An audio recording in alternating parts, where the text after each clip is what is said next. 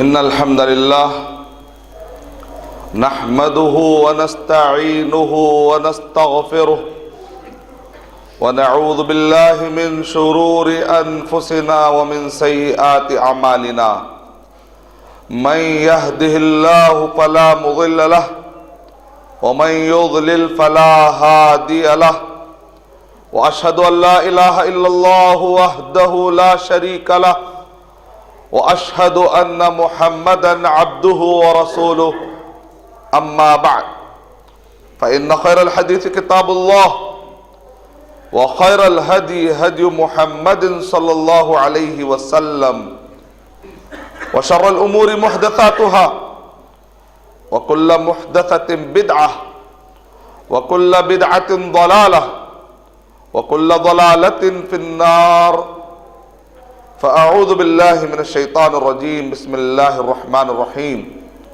يا أيها الذين آمنوا اتقوا الله حق تقاته ولا تموتن إلا وأنتم مسلمون يا أيها الناس اتقوا ربكم الذي خلقكم من نفس واحدة وخلق منها زوجها وبث منهما رجالا كثيرا ونساء واتقوا الله الذي تساءلون به والأرحام إن الله كان عليكم رقيبا يا أيها الذين آمنوا اتقوا الله وقولوا قولا سديدا يصلح لكم أعمالكم ويغفر لكم ذنوبكم ومن يطع الله ورسوله فقد فاز فوزا عظيما فأعوذ بالله من الشيطان الرجيم بسم الله الرحمن الرحيم وما أرسلنا من قبلك من رسول إلا نوحي إليه أنه لا إله إلا أنا فاعبدون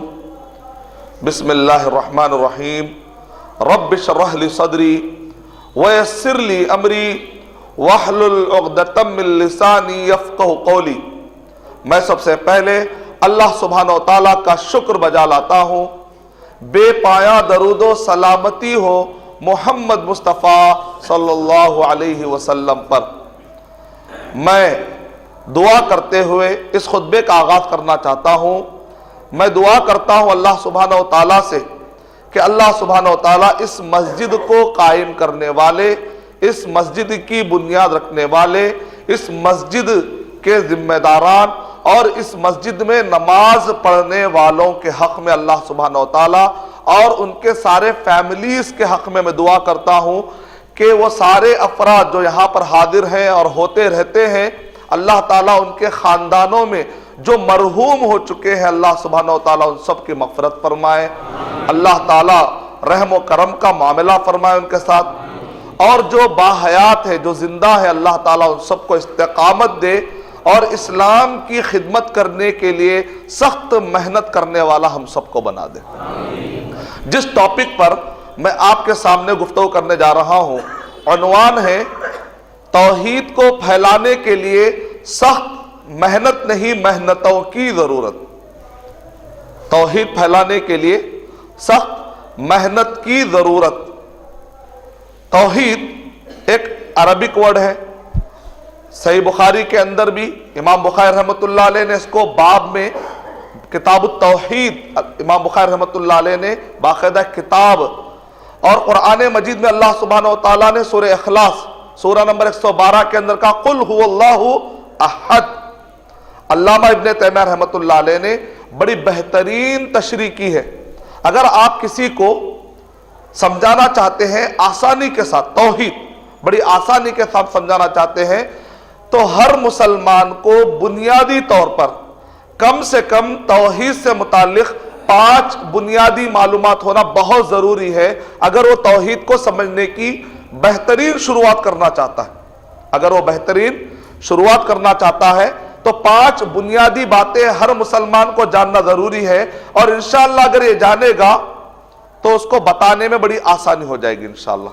5 باتیں کیا ہے؟ اللہ کی ذات، اللہ کے نام، اللہ کی صفتیں، اللہ کی ذات، اللہ کے نام، اللہ کی صفتیں، اللہ کے کام، اور اللہ کے ساتھ کی جانے والی عبادتوں میں کسی کو شریک نہ کرنا توحید کہلاتا ہے۔ اللہ کی ذات، اللہ کے نام، اللہ کی ذات اور اللہ کے نام اور اللہ کی صفتوں سے مراد توحید الاسماء والصفات، اللہ کے ناموں اور صفتوں والی توحید۔ اللہ کے کام توحید الربوبیہ، مارنا، جلانا، مصیبت ڈالنا، مصیبت ٹالنا، روزی دینا، روزی میں تنگی کر دینا، بیماری ڈالنا، شفا دینا، یہ سب کس کے کام ہے؟ اللہ سبحانہ۔ کائنات میں کوئی پتا ہل نہیں سکتا جب تک کہ اللہ کا حکم نہ۔ اللہ کے کام میں اگر کوئی دخل دیتا ہے، اگر کوئی شخص یہ عقیدہ رکھتا ہے کہ اللہ کے کام کوئی اور بھی کر سکتا ہے، کوئی اور بھی بگڑی بنا سکتا ہے، کوئی اور بھی ہماری مصیبتیں ٹال سکتا ہے، اس کے اندر شرک پایا جا رہا ہے۔ اللہ حفاظت فرمائے۔ اللہ کی ذات، اللہ کے نام، اللہ کی صفتیں، اللہ کے کام اور اللہ کے ساتھ کی جانے والی عبادتیں، نماز، روزہ، زکوٰۃ، حج، جو بھی آپ زندگی میں کام کرتے ہیں، کس کو خوش کرنے کے لیے ہونا چاہیے؟ اللہ۔ کس کے بتلائے ہوئے طریقے کے مطابق ہونا چاہیے؟ محمد صلی اللہ علیہ وسلم کے بتلائے طریقے۔ تو توحید کو اگر آپ بنیادی طور پر کسی کو بتانا چاہیں تو کہیے بھائی 5 باتیں تو ذہن میں رکھ لو میرے بھائی۔ اگر یہ 5 باتیں ذہن میں رہیں گی تو انشاءاللہ شرک کے قریب جانے پر آپ کو احساس ہو جائے گا یہ شرک ہے۔ اگر معلومات نہیں رہیں گے تو آدمی لاشعوری میں نہ جانے کتنا شرک کر لے گا۔ توحید کے بارے میں اللہ تعالیٰ قرآن مجید میں ارشاد فرما رہے ہیں، سورہ انبیاء سورہ نمبر 21 کے آیت نمبر 25 کے اندر، وَمَا أَرْسَلْنَا مِن قَبْلِكَ مِن رَسُولٍ إِلَّا نُوحِي إِلَيْهِ أَنَّهُ لَا إِلَهَ إِلَّا أَنَا فَاعْبُدُونِ۔ جتنے بھی رسول آئے، اللہ کہہ رہے ہیں ہم نے ہر ایک کو یہی حکم دیا کہ وہ میرے اکیلے کی عبادت کرے، یعنی اللہ کے ساتھ کسی کو بھی شریک نہیں کرنا چاہیے۔ سورہ زاریات سورہ نمبر 51 آیت نمبر 56 میں اللہ سبحانہ وتعالیٰ کہہ رہے ہیں، وَمَا خَلَقْتُ الْجِنَّ وَالْإِنسَ إِلَّا لِيَعْبُدُونِ۔ میں نے جنوں انسانوں کو اس لیے پیدا کیا تاکہ وہ میرے اکیلے کی عبادت کرے، یعنی میرے ساتھ کسی کو بھی شریک نہ کرے۔ سورہ زمر سورہ نمبر 65 کی آیت نمبر سورہ زمر سورہ نمبر 39 کی آیت نمبر 65 میں اللہ سبحانہ وتعالیٰ کہہ رہے ہیں، لَإِنْ أَشْرَكْتَ لَيَحْبَطَنَّ عَمَلُكَ وَلَتَكُونَنَّ مِنَ الْخَاسِرِينَ۔ اے نبی اکرم صلی اللہ علیہ وسلم، اگر آپ بھی شرک کریں گے تو آپ کے عمل ویسٹ ہو جائیں گے، بیکار ہو جائیں گے اور آپ نقصان اٹھانے والوں میں سے ہو جائیں گے۔ تو شرک کے بارے میں پناہ مانگنی چاہیے، کیونکہ اللہ سبحانہ وتعالیٰ انبیاء کرام کو بھی کلیئر کر دے رہے ہیں کہ شرک ایسا گناہ ہے، اس کو اللہ سبحانہ وتعالیٰ معاف کرنے والے نہیں۔ بغاوت کو کیسے معاف کریں گے؟ ایک آدمی کہتا ہے ایاک نعبد و ایاک نستعین، لیکن ہم پڑھتے ہیں لیکن سمجھتے نہیں۔ اگر ہم خالی ایک آیت سمجھ جائے تو ہندوستان سے پورا شرک ختم ہو جائے گا انشاءاللہ، لیکن ایک آیت سمجھنے کا ہم ٹائم نہیں دے رہے، پوری لائف گزر جاتی ہے ایک آیت سمجھنے کا ٹائم نہیں دے رہے ہم۔ نہ جانے کیسے کیسے خرافات، کیسے کیسے بدعتیں، آبا و اجداد کے پرکھوں کے نام پر نہ جانے کیسے کیسے رسم و رواجوں میں ہم پڑے ہوئے ہیں۔ اگر ایک آیت کو اچھا سمجھ جائیں، لیکن جلدی جلدی میں ہم کیا پڑھتے ہیں قرآن میں، ایاک نعبد و ایاک نستعین، ایاک نعبد و ایاک نستعین، روزانہ پڑھتے پڑھتے یہاں کا نعبد و وہاں کا نستعین، کیا بولتے ہیں؟ یہاں کا نعبد و وہاں کا نستعین۔ عبادت یہاں کریں گے، اے اللہ مانگنا ہے تو پھر وہاں پر جا کر خبروں پہ مانگیں، ایسا نہیں ہونا، سیدھا پڑھنا چاہیے، ایاک نعبد و ایاک نستعین، ہم تیری ہی عبادت کرتے ہیں اور تجھی سے مدد مانگتے ہیں، کسی اور کے پاس نہیں جائیں گے۔ اے اللہ تجھ سے بغاوت نہیں کریں گے، ہم نے تجھ سے معاہدہ کیا، تیرے معاہدے کو نہیں توڑیں گے۔ سورہ انعام سورہ نمبر 6 کے آیت نمبر 88 میں اللہ تعالیٰ نے 18 نبیوں کا ذکر کرنے کے بعد اللہ تعالیٰ کہہ رہے ہیں یہ رسول، یہ نبی، ان کی بڑی اونچی شان ہے، لیکن وَلَوْ أَشْرَكُوا لَحَبِطَ عَنْهُمْ مَا كَانُوا يَعْمَلُونَ، لیکن اگر یہ لوگ بھی شرک کر لیں گے تو اللہ سبحانہ وتعالیٰ ان کو بھی نہیں چھوڑیں گے، ان کے عمل کو بھی اللہ برباد کر دیں گے۔ کتنا کلیئر ہے میسج؟ شرک کے بارے میں جتنا کلیئر میسج ہے اتنا ہی مسلمانوں میں اس کے بارے میں کم شعور اور کم علم پایا جاتا ہے۔ اللہ ہماری اصلاح فرما دے، اللہ ہم مسلمانوں کو شرک سے بچ کر پھر دوسروں کو بھی بت پرستی اور شرک سے بچانے کے اللہ تعالیٰ توفیق عطا فرمائے۔ توحید اچھا سمجھ جانے کے بعد ڈیفینیشن بھی میں نے آپ کو بتایا، آیتیں بھی میں نے آپ کے سامنے رکھ دی ہیں، کلیئر ہو گیا کہ توحید کی اہمیت کیا ہے، توحید کا معنی کیا ہے۔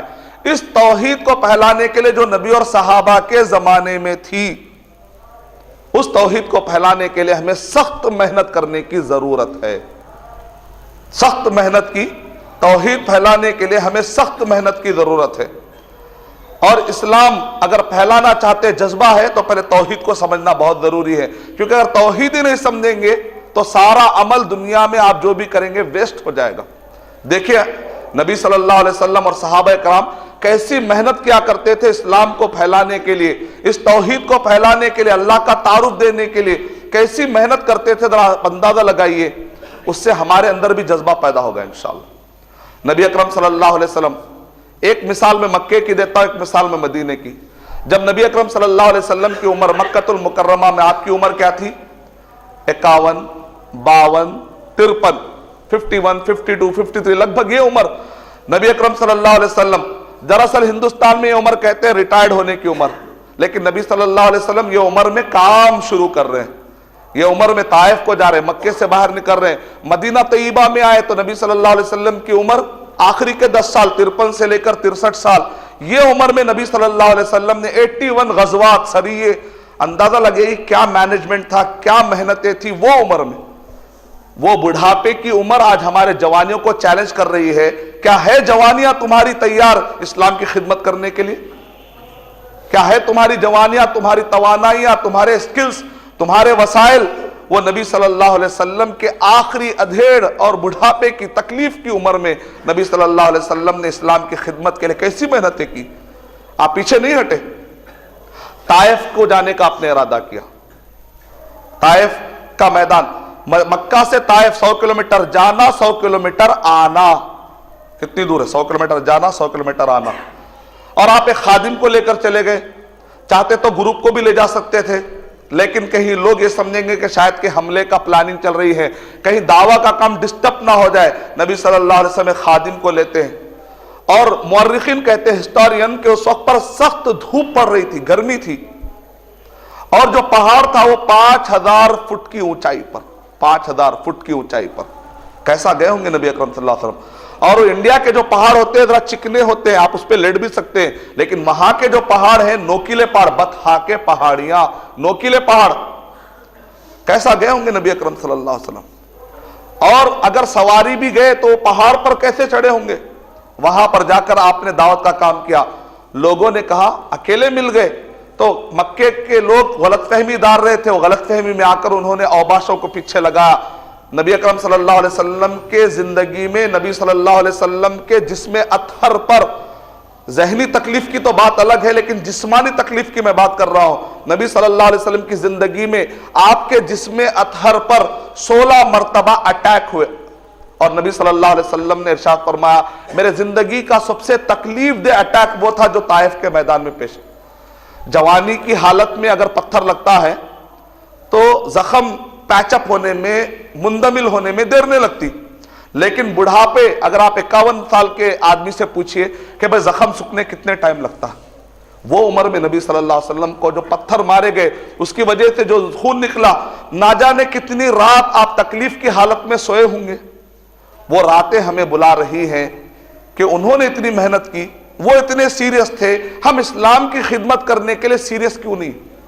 ہم نماز پڑھتے ہیں، روزہ رکھتے ہیں، لیکن اللہ تعالیٰ کہہ رہے ہیں قُوْ أَنفُسَكُمْ وَأَهْلِيكُمْ نَارًا، اپنے آپ کو بھی اپنے گھر والوں کو بھی بچاؤ۔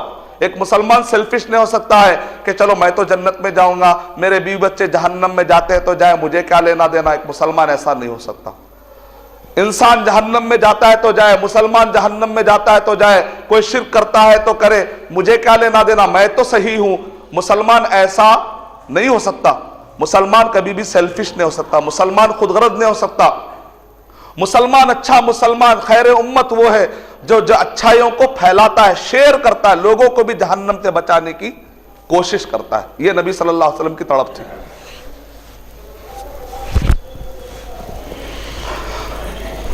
اور ہم دیکھتے ہیں مدینہ طیبہ کے اندر نبی صلی اللہ علیہ وسلم، مدینہ طیبہ کے اندر 7 ہجری میں آپ نے خط روانہ کیا، خط روانہ کیا، کیسی محنت دیکھیے آپ۔ نبی صلی اللہ علیہ وسلم نے 7 محرم میں، محرم 7 ہجری محرم کے مہینے میں آپ نے دیکھا کہ صلح حدیبیہ ہوئی، معاہدہ ہوا، آپ نے کہا چلو امن موقع ملا۔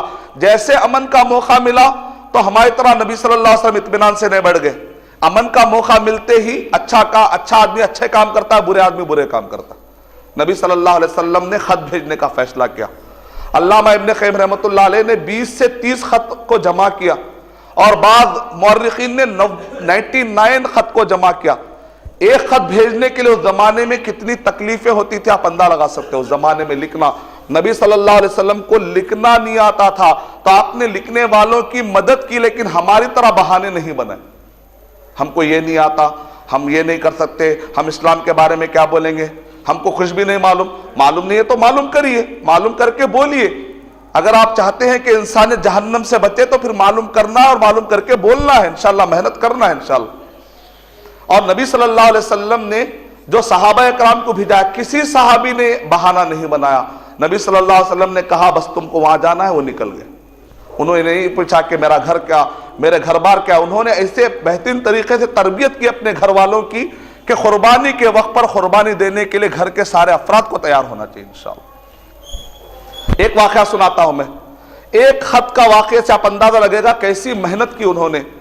مقوقس، الیگزینڈریا، مصر، ایجپٹ، مصر جو ایک ملک ہے اس کے اندر یہ الیگزینڈریا پایا جاتا ہے. مدینہ طیبہ سے الیگزینڈریا جانا اور آنا 1000 کلومیٹر، 1000 کلومیٹر جانا، 1000 کلومیٹر آنا. صحابی کہتے ہیں کہ میں خط کو لیا. وہ صحابی نے یہ نہیں کہا میں تو ڈیزرٹ کا رہنے والا ہوں، درمیان میں ریڈ سی کا بحیر احمر ایک چھوٹی سی نہر نکلتی ہے. انہوں نے یہ نہیں کہا کہ میں کشتی کیسے چلاؤں. وہ ڈیزرٹ کے لوگ کشتی چلانا نہیں جانتے تھے. انہوں نے کشتی چلانا سیکھا خالی یہ کہ میرے نبی نے کہا صلی اللہ علیہ وسلم کہ یہ پیغام پہنچا دو، بس پہنچانا. پہنچانے کا مطلب صرف پہنچانا ہی ہوتا ہے. اب اس درمیان میں کیا مسائل آتے ہیں اس کو حل کرنے کی ہمیں کوشش کرنی چاہیے، عادت ڈالنی چاہیے. صحابی، حالانکہ مصر میں اس زمانے میں قبطی زبان چلتی تھی، صحابی نے کہا کہ مجھے تو قبطی زبان نہیں آتی، بس پہنچنا ہے تو بس پہنچنا. تاریخ میں جس نے بھی توحید کا ساتھ دیا، اللہ توحید کا پاور دیکھیے آپ، تاریخ میں جس نے بھی توحید پھیلانے کے لیے ارادہ کر لیا، کس نے بھی ارادہ کر لیا، اللہ تعالیٰ نے اس کو اونچے اونچے مرتبوں پر پہنچا دیا. اور تاریخ میں جس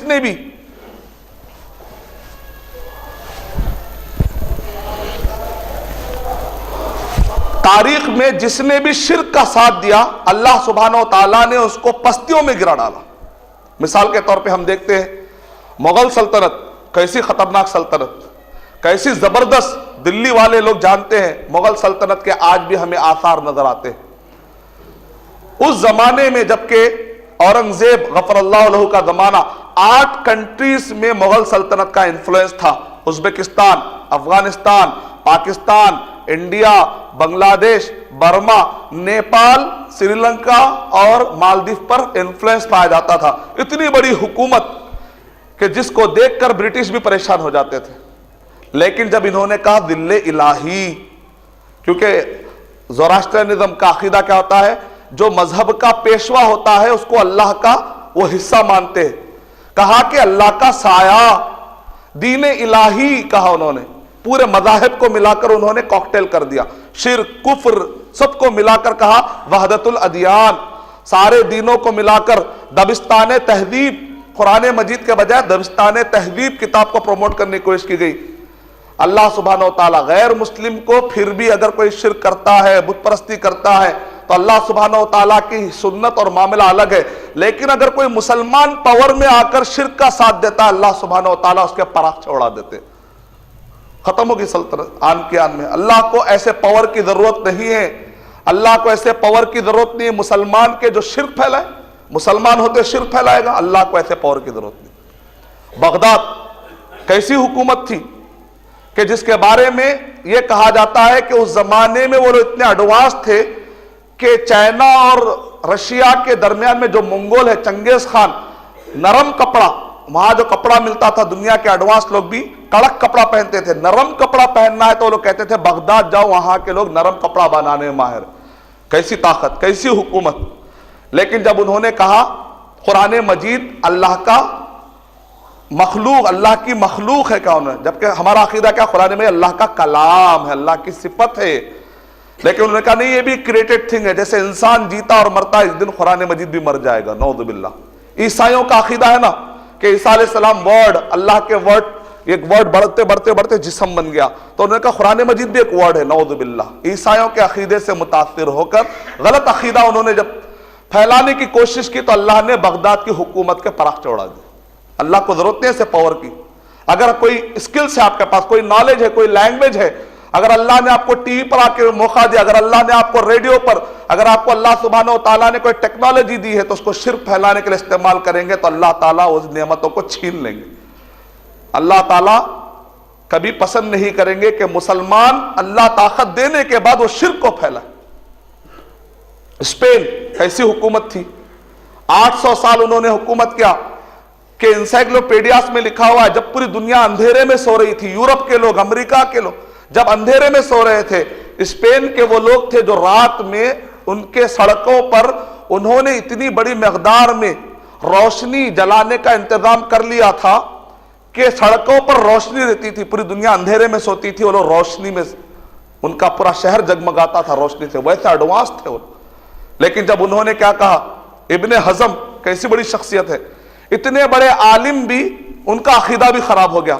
معاشرے کا اثر پڑتا ہے, معاشرے کا اثر پڑتا ہے, معاشرے کا اثر پڑتا ہے. ہم یہ کہیں گے میں تو اچھا ہوں, نہیں, اگر معاشرہ خراب ہے تو اس کے بھی اثرات پڑتے ہیں.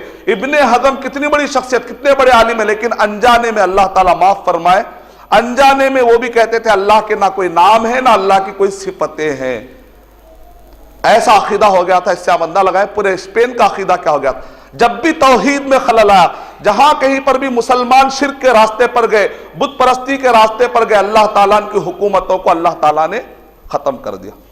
لیکن اس کے مقابلے میں جب بھی مسلمانوں نے توحید کا ساتھ دیا, جہاں کہیں پر بھی مسلمان ڈٹ گئے, کہا کہ ہم شرک نہیں کریں گے, ہم بت پرستی نہیں کریں گے, ہم بدعتیں نہیں کریں گے, ہم توحید کا ساتھ دیں گے.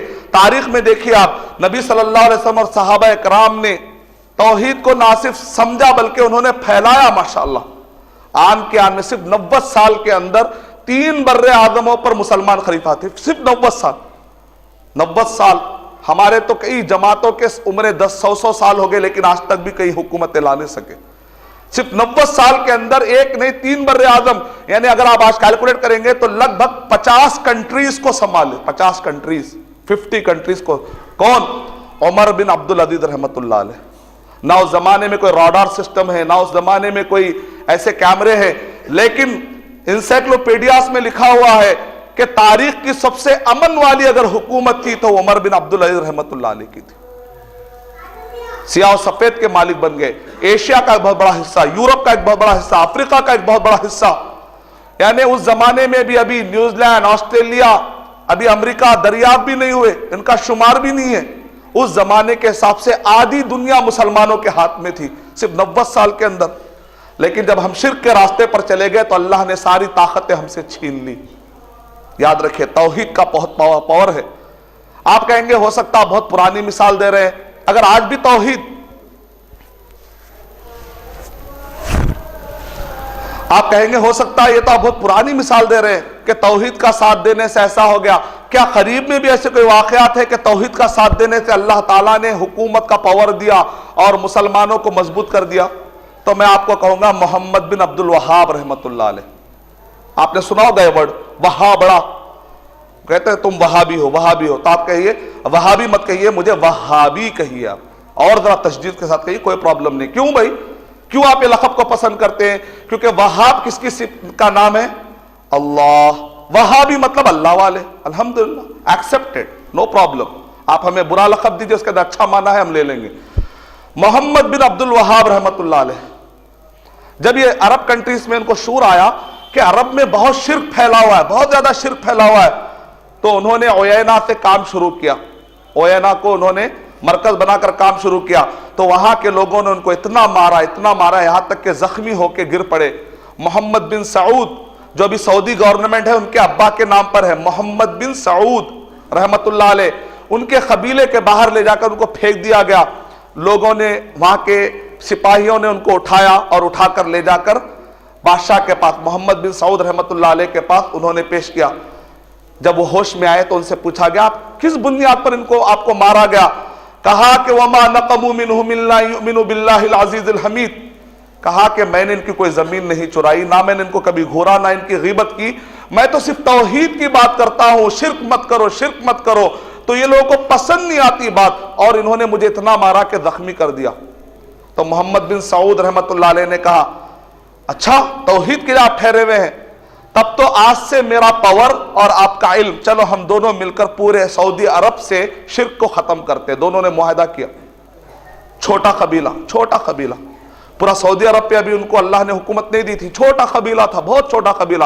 محمد بن عبد الوہاب رحمت اللہ علیہ نے کہا اے قبیلے کے سردار، یاد رکھنا اگر تم توحید کا ساتھ دے رہے ہو، بہت جلد اللہ تعالیٰ یہ پورے کنٹریز پر اللہ تعالیٰ تمہیں غلبہ عطا کر دے گا. محمد بن سعود رحمت اللہ علیہ کو محمد بن عبد الوہاب رحمت اللہ علیہ نے کہا لیکن کل کے دن اگر حکومت مل جائے تو تم پھر علم کے راستے کو نہ چھوڑنا، کہیں ایسا نہ ہو کہ حکومت مل گئی تو علم کے راستے کو نہ چھوڑنا. تو محمد بن سعود رحمت اللہ علیہ نے اس وقت پر کہا میں آپ سے وعدہ کرتا ہوں اگر اللہ نے مجھے اس کنٹری کا بادشاہ بنا دیا تو میں آپ کے خاندان میں جتنے علماء آئیں گے ان کی نگرانی میں پوری حکومت کر دوں گا. الحمدللہ آج تک بھی وہ لوگ اپنے معاہدے پر قائم ہیں. وہاں کا جو وزارہ ہے، منسٹری ہے، محمد بن عبد الوہاب رحمت اللہ علیہ کے خاندان میں جو علماء کرام ہیں ان کی سرپرستی میں چلتا ہے پوری سعودی گورنمنٹ. دیکھتے ہی دیکھتے اللہ سبحانہ و تعالیٰ نے، آپ جانتے ہیں محمد بن عبد الوہاب رحمت اللہ علیہ 1707 یہ ٹائم پر جبکہ ہندوستان میں برٹش یہاں پر آہستہ آہستہ انفلوئنس بڑھا رہے تھے، پوری دنیا مایوسی کے دور سے گزر رہی تھی، اس وقت پر محمد بن عبد الوہاب رحمت اللہ علیہ نے توحید کا پیغام لے کر ارادہ کیا تو دیکھتے ہی دیکھتے اللہ سبحانہ و تعالیٰ نے پورے سعودی عرب پر ان کو پاور عطا کر دیا. اللہ نے مدد کی کہ نہیں کی؟ آج کے دور میں بہت سارے مسلمان گھرانے سعودی عرب جا کر، عرب کنٹریز میں جا کر، گلف میں جا کر، جہاں پر الحمدللہ ظاہری طور پہ آپ کو کوئی شرک نظر نہیں آتا، اتنا زیادہ محنت کی گئی، کئی سالوں کی، 200 سال سے بھی زیادہ محنتوں کا نتیجہ ہے کہ آج عرب کنٹریز میں آپ کو شرک نظر نہیں آتا. اور آپ کہیں گے ہو سکتا ہے کہ نہیں بھائی وہ عرب میں مدد آتی ہوگی، ہندوستان میں مدد نہیں آتی ہوگی. نہیں، ایسی بات نہیں، ہندوستان میں بھی مدد آتی ہے. 1833 یہ وہ زمانہ ہے جبکہ ہندوستان میں برٹشرز مسلمانوں کو، غیر مسلم کو بہت ستا رہے تھے، یہاں تک کہ انہوں نے ہندوستان کو قبضہ کر لیا تھا. نوٹ کرنے والے نوٹ کر لیں کہ ماشاءاللہ مسلمان اس ہندوستان کو آزاد کرانے کے لیے جو نمایاں رول رکھتے ہیں، تاریخ لکھنے والے کو چاہیے کہ وہ پھر سے تاریخ لکھے تو ضرور پتا چل جائے گا کہ اس ہندوستان کو آزاد کرانے میں جتنا مسلمان کا رول ہے، جتنا مسلمانوں کا خون بہا ہے، دوسرے کمیونٹیز کا اتنا نہیں بھائی. It is a challenge. اور 1833 میں شاہ اسماعیل رحمت اللہ علیہ، محمد بن عبد الوہاب رحمت اللہ علیہ نے کتاب التوحید لکھی. ہر گھر میں کتاب التوحید رہنا بہت ضروری ہے. اپنے بچوں کو آپ روزانہ پڑھائیے، ایک صفحہ انشاءاللہ بک ختم کرائیے. انگلش میں ہے، اردو میں، ہندی میں، کتاب التوحید. یہ کتاب پڑھنا ہر ایک کے اوپر ضروری ہے کیونکہ قرآن اور صحیح حدیث سے توحید کے بارے میں اس میں بتایا گیا. یہ محمد بن عبد الوہاب رحمت اللہ علیہ کی. اور ہندوستان میں 1833 کا واقعہ آپ کو یاد دلاتا ہوں. شاہ اسماعیل شہید انشاءاللہ رحمت اللہ علیہ، انہوں نے تقویت الایمان کتاب لکھی. آج بھی یہ اہل حدیث مدرسوں میں، مسجد چونکہ یہ اہل حدیث ہے، اہل حدیث کی مناسبت سے میں آپ کو یاد دلاؤں، شاہ اسماعیل رحمت اللہ علیہ ایک اہل حدیث عالم تھے اور انہوں نے کتاب لکھی تقویت الایمان، اور آج بھی اہل حدیث مدرسوں میں یہ کتاب پڑھائی جاتی ہے. انہوں نے بھی توحید کو بنیاد بنا کر کام کیا. لوگ سیاست کو بناتے ہیں، تعلیم کو بناتے ہیں، صلاح کو بناتے ہیں، لیکن توحید کو بنیاد بنائیں گے تو ہمیشہ مدد ہوگی انشاءاللہ. تقویت الایمان انہوں نے کتاب لکھی اور انہوں نے چھوٹا سا گروہ کی ترتیب دی، اس کی انہوں نے ٹریننگ دی. تقویت الایمان کتاب پڑھتے تھے اور دیکھتے ہی دیکھتے پورے ہندوستان کے اندر ایک ٹیم تیار ہو گئی. 1833 کا اگر آپ تاریخ کا پنہ نکال کر دیکھیں گے آپ کو پتا چلے گا کہ چھوٹی سی جماعت تھی لیکن انہوں نے انگریزوں کو ملک کے باہر نکال دیا تھا. اللہ نے ایسا پاور دیا. ہندوستان میں ہی مدد آتی ہے. یعنی اللہ سبحانہ اس زمانے میں ان کے اطراف جو اہل حدیث جمع ہو چکے تھے، جو مسلمان جمع ہو چکے تھے، الحمدللہ ہندوستان کو آزادی دلانے میں ان مسلمانوں کا بہت بڑا دخل ہے. انہوں نے کس کو بنیاد بنایا تھا؟ توحید کو. جب بھی توحید کو بنیاد بنا کر کام کیا جائے گا، اللہ سبحانہ و تعالیٰ آپ کو پاور دینے کے لیے، آپ کو مدد دینے کے لیے تیار ہے۔ لیکن جہاں کہیں پر بھی شرک ہوگا اللہ سبحانہ و تعالیٰ اس کو معاف نہیں کریں گے۔ دنیا میں بھی پاور چھین لیا جائے گا، اور آخرت کے بارے میں بھی اللہ تعالیٰ نے اعلان کر دیا، اِنَّهُ مَن يُشْرِكْ بِاللَّهِ، سورہ مائدہ نمبر 5 کے آیت نمبر 72 میں، کہ جو کوئی بھی اللہ کے ساتھ کسی کو بھی شریک کر دے گا، اِنَّهُ مَن يُشْرِكْ بِاللَّهِ فَقَدْ حَرَّمَ اللَّهُ عَلَيْهِ الْجَنَّةَ، تو اللہ سبحانہ و تعالیٰ نے ان پر جنت حرام کر دی۔ وَمَأْوَاهُ النَّارُ، جہنم ان کا ٹھکانہ ہے۔ وَمَا لِلظَّالِمِينَ مِنْ أَنصَارٍ، اور ظالمین کے لیے کوئی مدد کرنے والا نہیں۔ اللہ تعالیٰ اسے ظلم سے بچائے کہ ہم اللہ پہ ظلم کریں، نعوذ باللہ۔ اور اسی طریقے سے اسلام کی خدمت کے لیے، توحید کو پھیلانے کے لیے سخت محنت کی ضرورت۔ یہ ٹاپک کو خاص طور سے میں کیوں لیا؟ میں نے آپ کو تاریخی واقعات بتائے، توحید کا مطلب میں نے آپ کو بتایا، آیتیں میں نے آپ کو بتائی، تاریخ میں اللہ کی مدد کیسے کیسے میں نے آپ کو بتائی۔ آج کے دور میں خاص طور سے اسلام اور مسلمانوں پر سخت حملے ہو رہے ہیں۔ اگر آپ دیکھیں گے میڈیا کو، تو میڈیا کے بعض گوشے خاص طور سے 1912 سے لے کر 1947، یہ وہ دور ہے جبکہ فرسٹ ورلڈ وار اور سیکنڈ ورلڈ وار پیش آئی، پہلی جنگ عظیم اور دوسری جنگ عظیم، 1912 سے 1947، تاریخ کی سب سے بڑی دہشت گردی، جس کو کہا گیا grains book of world record میں بتایا گیا کہ تاریخ کی سب سے بڑی دہشت گردی یہ ہے۔ اللہ اکبر، کتنے لوگ مارے گئے؟ 7 کروڑ معصوم مارے گئے، 7 کروڑ، کوئی معمولی فگر نہیں، لاکھ نہیں، ہزار نہیں، 7 کروڑ۔ اور اللہ کا شکر ہے کہ اتنے بڑے واقعات میں مسلمانوں کا کوئی ہاتھ نہیں تھا۔ 102 کنٹریز، 102 102 کنٹریز، ممالک اس میں شریک ہوئے تھے جنگ کو قائم کرنے کے لیے۔ 2 کنٹریز جارڈن اور ترکی شریک ہوئے تھے الائنس کے طور پہ، زیادہ ان کی کوئی حرکت نہیں تھی، تعلقات تھے تو آنا پڑا بھائی، فوج بھی برابر نہیں تھی۔ باقی کے 100 کنٹریز پورے کے پورے نان مسلم۔ اتنا بڑا دہشت گردی کا واقعہ، تصور کیجئے کہ اگر یہ مسلمان کرتے تو نہ جانے آج مسلمانوں کے بارے میں اور کیا ہو جاتا، اللہ حفاظ فرمائے۔ لیکن اس ٹیررزم کے واقعے کو چھپانے کے لیے، کیونکہ جیسے یہ واقعہ پیش آیا تو یورپ اور امریکہ کے اندر غم کی لہر دوڑ گئی، 7 کروڑ مارے گئے۔ جو لوگ بچ گئے اس میں سے نہ جانے کتنے لوگ اپاہج ہو گئے، کسی کی آنکھ پھٹی ہے، کسی کا پیر ٹوٹا ہے، کوئی بڑے بڑے بیماریوں مبتلا ہو گیا، یتیم خانوں کی کثرت ہو گئی یورپ اور امریکہ میں، اولڈ ایجز ہوم کی کثرت ہو گئی، بیواؤں کی کثرت ہو گئی، پورے لوگ سناٹے میں آ گئے۔ بھئی کیا ہو گیا؟ یہ نئی ٹیکنالوجی کا کیا آخر نتیجہ نکلا؟ اللہ کا خوف نہیں تھا، آخرت کی کوئی اکاؤنٹیبلٹی نہیں تھی، نتیجے میں ٹیکنالوجی غلط راستے پر چلے گئی اور معصوموں کی جانیں چلے گئی۔ اب لوگ جنگوں سے گھبرانے لگے، کہا کہ بھئی جنگ نہیں ہونی چاہیے، کچھ بھی ہو جنگ نہیں ہونی چاہیے۔ نتیجے میں بہت بڑے بڑے دنیا کے اندر UN، بڑے بڑے ادارے وجود میں آئے، کہا کہ کسی بھی طریقے سے جنگ نہیں ہونی چاہیے، ہیومینٹی کی باتیں کی گئی، اور اسی طریقے سے فنڈامنٹل رولز کی باتیں کی گئی، فریڈم آف ایکسپریشن کی باتیں کی گئی، جو چاہے کہہ لو، لڑو مت۔ اور میڈیا کے بعض گوشوں نے دیکھا پوری دنیا امن امن امن امن بہت کہہ رہی ہے، حقیقی امن تو کہاں ملتا ہے؟ اسلام میں ملتا ہے، ان کو معلوم ہے۔ تو کہا کہ کہیں یورپ اور امریکہ کے لوگ امن امن کہتے کہتے کہ اسلام قبول نہ کر لے، کیونکہ اسلام کے ورڈ میں ہی امن ہے، سلامتی ہے، پیس ہے۔ اس سے پہلے کہ یہ لوگ یہ امن کی طرف آئیں، ان کو اسلام کے بارے میں غلط فہمیاں ڈال دینی چاہیے۔ تو 1947 کے بعد پہلی جنگ عظیم اور دوسرے جنگ عظیم جو اتنے بڑے واقعات پیش آئے، اس کو چھپاتے ہوئے مسلمانوں کو سامنے لا دیا گیا، اور ان کو کہا گیا تم جنگ سے ڈر رہے ہو، تم جنگ سے ڈر رہے ہو، یہ جو مسلمان ہیں دنیا میں، یہ لوگ نیکسٹ تمہارے لیے خطرہ ہو سکتے ہیں۔ اچھا کیوں؟ کیونکہ ان کے قرآن مجید میں جہاد کا ورڈ ہے، جہاد کا معنی بدل دیا انہوں نے، کہا کہ ہولی وار، ہولی وار۔ یہ لوگ مذہب کے نام پہ کسی کو بھی کاٹ ڈالتے بھائی، اچھا ان کو ختم کر دو، ان کے پاس نہ پروفیسر ہے، ان کے پاس نہ سائنٹسٹ ہے، ان کو ختم کر دیا جائے تو کوئی پرابلم نہیں ہے۔ پروگرامنگ کی گئی، 60,000 کتابیں اسلام اور مسلمانوں کے خلاف لکھی گئی، دا اورینٹلزم، پیج نمبر 59-69 کے درمیان یہ حقیقت بتائی گئی۔ 60,000 کتابیں اسلام اور مسلمانوں کے خلاف لکھی گئی۔ گزشتہ 10 سالوں میں اسلام اور مسلمانوں کے خلاف 30 موویز نکالے گئے۔ ماضی قریب میں آپ جانتے ہیں، اخباروں میں آپ جانتے ہیں کہ اس کے اندر ایک فلم نکالی گئی، اخبار پڑھنے والے آپ ہیں ماشاءاللہ، آپ جانتے ہیں، صاحب علم ہے۔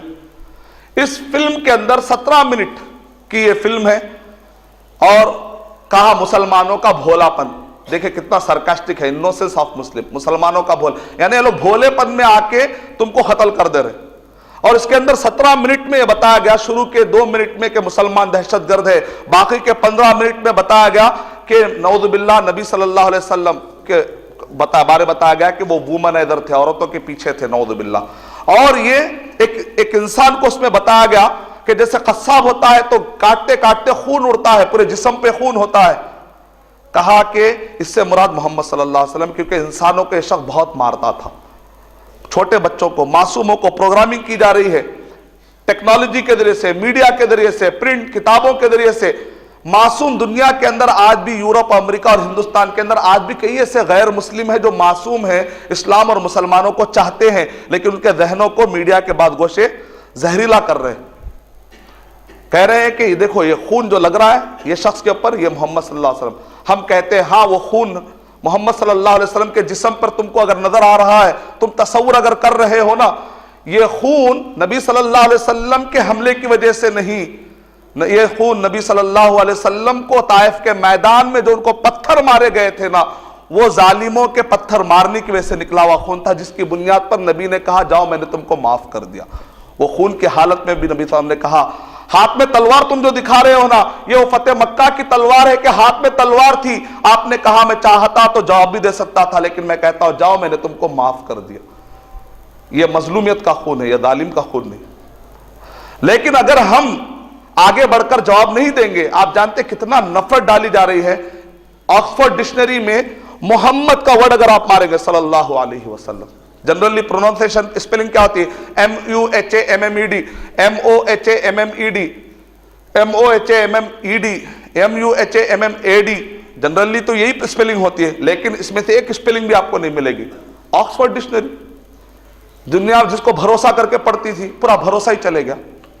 Spanish, Dutch, German, French, English, آپ جا کے ماریے دیکھیں اس کے اندر کیا پروننسیشن جا رہا ہے. میں ورڈ وہ نہیں کہنا چاہ رہا ہوں کیونکہ اللہ تعالیٰ قرآن مجید میں کہہ رہے ہیں بئس الاسم الفسوق بعد الایمان, ایمان لانے کے بعد گالی دینا تو بری بات ہے ہی, گالی کا ذکر کرنا بھی بری بات ہے. 61 طریقے سے اس ورڈ کو مروڑا گیا, اور اس کے اندر سے ہر ایک کے اندر سے گالی کا معنی نکلتا ہے, گالی کا. جو قوم نبی صلی اللہ علیہ وسلم کو سیدھے منہ ورڈ ادا کرنا نہیں چاہتی, آپ کیسے امید لگائیں گے کہ وہ لا الہ الا اللہ محمد رسول اللہ پڑھے گی؟ اس سے پہلے کہ میڈیا کے بعض گوشے معصوموں کا ذہن خراب کرے, ہم کو اٹھنا پڑے گا. ہم میں سے ہر ایک کو اٹھنا پڑے گا. فلاں کام کر رہے ہیں, فلاں کام کر رہے ہیں, واہ واہ واہ واہ, بہت اچھا ہے مول صاحب آپ کام کر رہے ہیں, آپ کھائیے پیجئے, ایک ایک کا کام آپ کر رہے ہیں, سب کو کام کرنا ہے. نبی صلی اللہ علیہ وسلم بیان کرتے تھے اور ساتھ میں تربیت بھی کرتے تھے, صحابہ کی اپنے ٹیم کی تربیت بھی کی. تو ہمارے پیس ٹور کا مقصد کیا ہے؟ نارتھ انڈیا میں 30 دن سے ہم نکلے ہوئے, کس چیز نے ہم کو گھروں سے باہر نکالا؟ ہم دیکھ رہے ہیں کہ اسلام اور مسلمانوں کے امیج کو خراب کیا جا رہا ہے, تو ہم نارتھ انڈیا گھومنے نہیں آئے. نارتھ انڈیا ہمارے آنے کا مقصد بہت کلیئر ہے. 7 لوگوں کی ٹیم, برادر منصور, برادر نظام, برادر اشفاق, برادر فہیم اور برادر رفیع, برادر ذاکر, پورے 7 کا گروپ ہمارا نکلا. 1 مہینے سے مسلسل ہم باہر ہیں, خالی لوگ جگہ جہاں موقع مل رہا بتا رہے ہیں کہ اسلام میں امن ہے, اس کی دلائل یہ ہے. سورہ مائدہ نمبر 5 آیت نمبر 32 پڑھ کے سنا رہے ہیں, غیر مسلموں تک بات پہنچانے کی کوشش کر رہے ہیں. تو مطلب کیا ہے یہ پستور نکالنے کا؟ تاکہ سب مسلمانوں میں جذبہ ڈالنے کی کوشش کرے کہ میڈیا کے بعض گوشوں نے ماس لیول پر تباہی پہنچائی ہے. ایسے وقت پر ہم میں کا جب تک انڈیویجل نہیں اٹھے گا اس وقت تک یہ غلط فہمیاں دور ہونے والی نہیں. اگر غلط فہمیاں دور نہیں ہوں گی, فیلنگز جنم لیں گے. فیلنگز اگر بڑھیں گے, ہمارے بزنس کرنے والوں کو بزنس کرنے میں پریشانی آئے گی, کالج جانے والے بچوں کو کالج میں پریشانی آ جائے گی, ہماری بہنوں کو اگر ہم کالج بھیجیں گے آنے تک کے ڈر لگا ہوا رہے گا کہ میری بہن سلامتی سے آئے گی کہ نہیں آئے گی. کیا اس سے پہلے کہ ہمارا بچہ مسلمان کہتے کہتے شرما جائے, کیا ہم اس کا انتظار کرنے والے؟ امریکہ کے بچے, چھوٹے بچے اپنے آپ کو مسلمان کہلانے تھے, آج شرما رہے ہیں. بچوں سے پوچھا گیا کہ آپ مسلمان کہہ کے انٹروڈیوس کراتے ہو کیا بیٹا؟ بچہ کہہ رہا نا بابا نا, میں تو اپنے آپ کو مسلمان نہیں کہتا, اگر میں مسلمان کہوں گا نا تو وہ لوگ اتنے سوالات کرتے ہیں میرے پاس جواب نہیں ہے. کیا آپ چاہتے ہیں کہ پوری دنیا کے سارے بچے ایسے ہی احساس کمتری میں آ جائیں؟ اس سے پہلے کہ وہ دور آئے, اس سے پہلے کہ غلط فہمیوں کی بنیاد پر فسادات بھڑکے, اس سے پہلے کہ ہمارے معصوموں کی جانے جائے, ہم کو اٹھنا ہے, ہم کو بولنا ہے, اور بولنے کے موقع ملتے ہیں الحمدللہ. تو بہرحال میں سمجھتا ہوں کہ توحید پھیلانے کے لیے، اسلام پھیلانے کے لیے فی الوقت جتنی اہمیت کی ضرورت ہے، میں سمجھتا ہوں کہ مختصر وقت میں نے اس کی اہمیت پیش کرنے کی میں نے کوشش کی۔ میں اللہ تعالیٰ سے دعا کرتا ہوں کہ اللہ سبحانہ و تعالیٰ ان باتوں کا ہمارے ذہنوں پر اثر ڈال دے، اسلام کی خدمت کرنے کا جذبہ ہمارے دلوں میں ڈال دے، توحید کو خالص انداز میں جو نبی اور صحابہ کے زمانے میں اسلام تھا ویسا پھیلانے کے اللہ تعالیٰ ہمیں توفیق عطا فرمائے۔ آمین وآخر دعوانا الحمدللہ۔ اللہ اکبر